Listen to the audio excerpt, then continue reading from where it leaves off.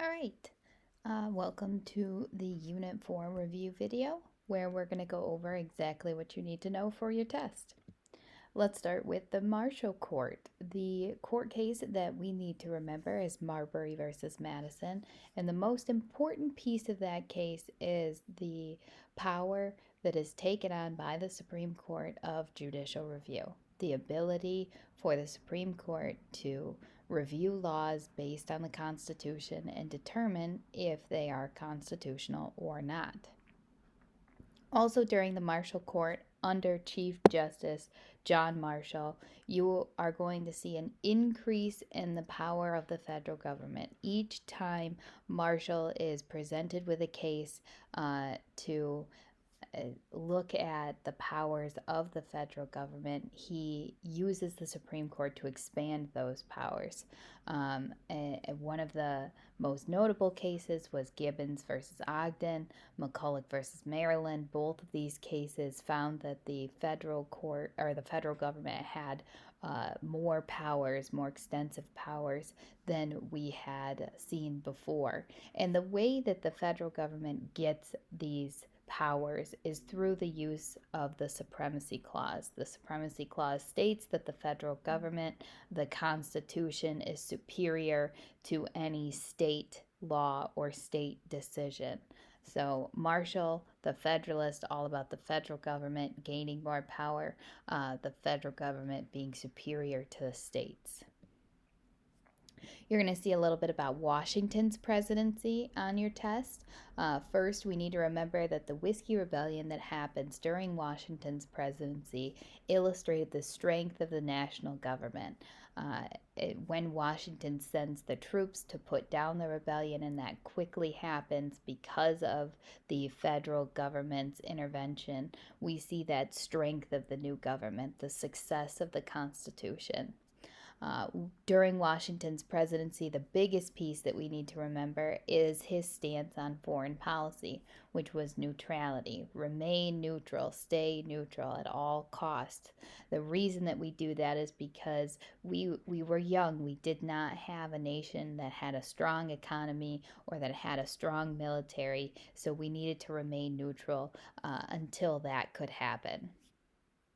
Also, during Washington's presidency, we see precedents being set. Those examples, like the two-term limit, his cabinet.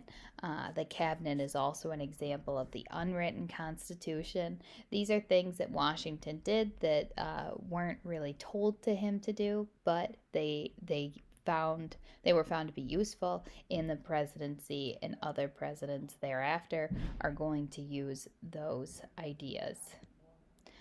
Jefferson's presidency is going to come up on your test quite a bit. First and foremost, the biggest decision that Jefferson had to make during his presidency was the Louisiana Purchase, which doubled the size of the nation. Once we make that purchase, Jefferson decides to send Lewis and Clark to explore that territory to see what did we actually purchase, where can we live, what's out there. When Jefferson makes the Louisiana Purchase, this challenged his stance on the Constitution. Before, we saw him as a strict constructionist, a strict reader of the Constitution, when he had opposed Hamilton on the creation of the National Bank. But when it comes to the Louisiana Purchase, Jefferson had to modify his views and become a loose constructionist to find the ability to make that purchase.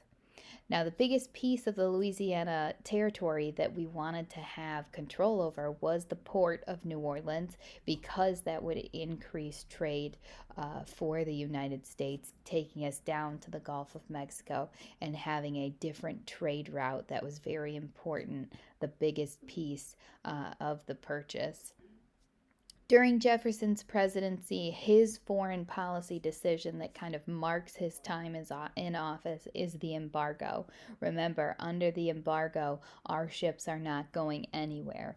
The reason he passes the embargo is because of that British impressment, the taking of our ships, our sailors, and putting our ships in danger, our economy in danger. So the embargo was meant to keep us neutral, keep us out of conflict with the British and with the French by making it so our ships weren't going anywhere. You are also going to see Jackson's presidency come up quite a bit on your test.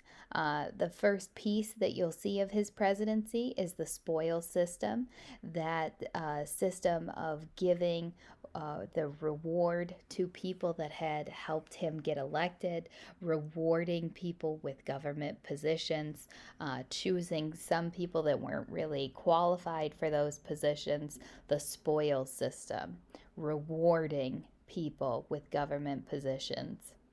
Also, during Jackson's presidency, a major change that we saw happen was the voting requirements. Remember, the land requirement to vote was taken away, which increased voter participation. This is known as Jacksonian democracy, encouraging all people, the common man, to vote. And in order for that to happen, the land requirement had to be taken away. That increased voter participation. Also, during Jackson's presidency, we will see the passage of the Indian Removal Act. The Indian Removal Act was the change made after the court case Worcester versus Georgia.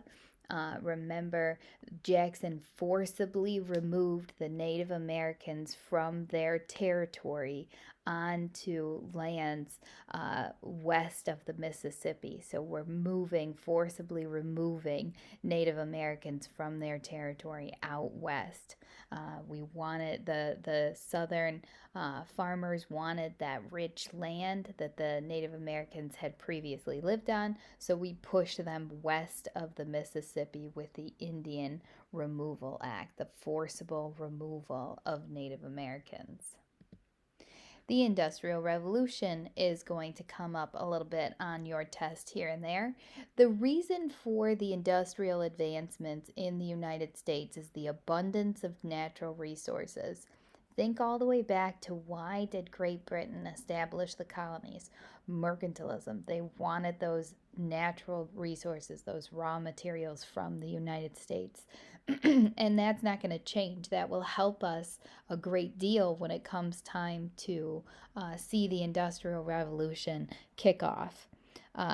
In the northern cities, the northern area of the United States, water power is going to be incredibly important for the advancement of the Industrial Revolution. Remember, we didn't have electricity, we're using water power. Up north, we have that vast network of rivers. So the water power is going to be a reason that up north, that's where industry really does well. The Erie Canal is going to help connect the different parts of the United States at the time. These man-made waterways in the form of a canal were huge. The biggest impact they have is on farmers being able to move their goods from the rural areas to the cities, the industrial centers. And the Erie Canal connects the Great Lakes to the Atlantic Ocean.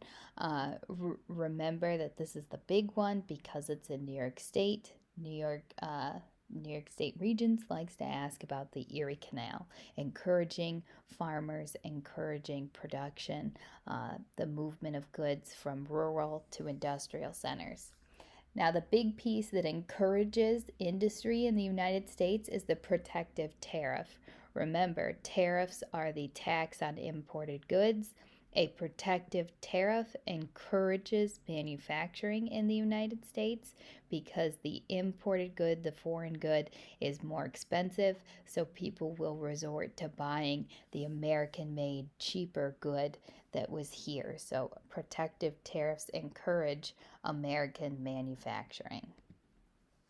The last piece, just some oddball topics to consider. The Monroe Doctrine. Remember, the Monroe Doctrine was stating that Europe needed to stay away from North and South America. You'll also see it as Latin America on your test, to keep European powers out of Latin America. No more colonization of Latin America. The War of 1812 is also referred to as the Second War for Independence. Remember, this war happens because the British refuse to acknowledge the United States as a strong nation, as an independent nation. They insult us by taking our ships, that British impressment. And the Second War for Independence is important because the United States remains independent. The National Bank, you'll also see on there, the National Bank being created by Alexander Hamilton. We use the necessary and proper clause to create the National Bank, stating that if we didn't have a national bank, the United States would not be able to pay down that debt. So, Hamilton, the National Bank, the necessary and proper clause. And the last piece, remember the ratification of the Constitution, those two sides that are arguing, the Federalists versus the Anti Federalists. And remember, the Anti Federalists demanded that the Bill of Rights be added to the Constitution before they would agree to pass or ratify the Constitution. Any questions on these topics, be sure to reach out and let me know. And don't forget to do your study guide for your extra credit. Good luck.